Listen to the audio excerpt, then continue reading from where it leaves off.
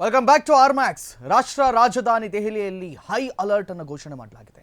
ದೆಹಲಿಯ ಧಾರ್ಮಿಕ ಐತಿಹಾಸಿಕ ಸ್ಥಳಗಳಲ್ಲಿ ಭದ್ರತೆಯನ್ನು ಹೆಚ್ಚು ಮಾಡಲಾಗ್ತಾ ಇದೆ. ಕೆಂಪುಕೋಟೆ, ಚಾಂದಿನಿ ಚೌಕ್ ಪ್ರದೇಶಗಳಲ್ಲಿ ಹೆಚ್ಚುವರಿ ಭದ್ರತೆಯನ್ನು ನೀಡಲಾಗ್ತಾ ಇದೆ.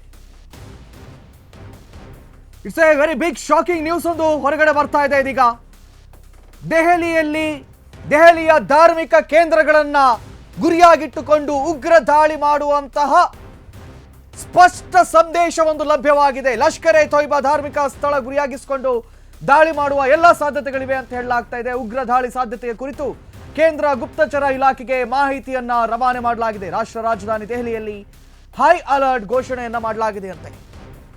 ದೆಹಲಿಯ ಧಾರ್ಮಿಕ ಐತಿಹಾಸಿಕ ಸ್ಥಳಗಳಲ್ಲಿ ಭದ್ರತೆಯನ್ನ ಹೆಚ್ಚು ಮಾಡಲಾಗ್ತಾ ಇದೆ. ಆಬ್ವಿಯಸ್ಲಿ ಕೆಂಪುಕೋಟೆ ಮತ್ತು ಚಾಂದಿನಿ ಚೌಕಲ್ಲೂ ಕೂಡ ಭದ್ರತೆಗಳನ್ನ ಹೆಚ್ಚು ಮಾಡಬೇಕಾಗುತ್ತೆ.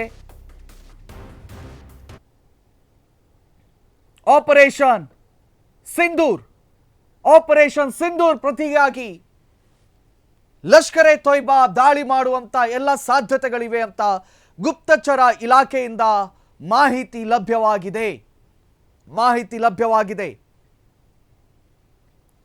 ನಿಮ್ಮ ಆತ್ಮೀಯರು ಯಾರಾದರೂ ದೆಹಲಿಯಲ್ಲಿದ್ದರೆ ಹೇಳಿಬಿಡಿ, ಆದಷ್ಟು ಜಾಗೃತೆಯಿಂದಿರಲಿ.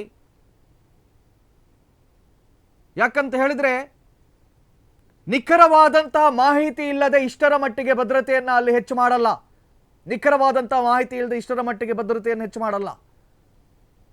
ಪ್ರತಿಯೊಂದು ದೇವಸ್ಥಾನಗಳಲ್ಲಿ, ಚಾಂದಿನಿ ಚೌಕಲ್ಲಿ, ಕೆಂಪುಕೋಟೆಯ ಬಳಿಯಲ್ಲಿ ಎಲ್ಲ ಕಡೆಗಳಲ್ಲಿ ಕೂಡ ಸೆಕ್ಯೂರಿಟಿ ಹೈ ಅಲರ್ಟ್ ಅಲ್ಲಿದೆ. ಯಾವುದೇ ಸಂದರ್ಭಗಳಲ್ಲಿ ಅವರು ದಾಳಿ ಮಾಡುವಂತ ಸಾಧ್ಯತೆ ಇದೆ ಅಂತ ಹೇಳಲಾಗ್ತಾ ಇದೆ.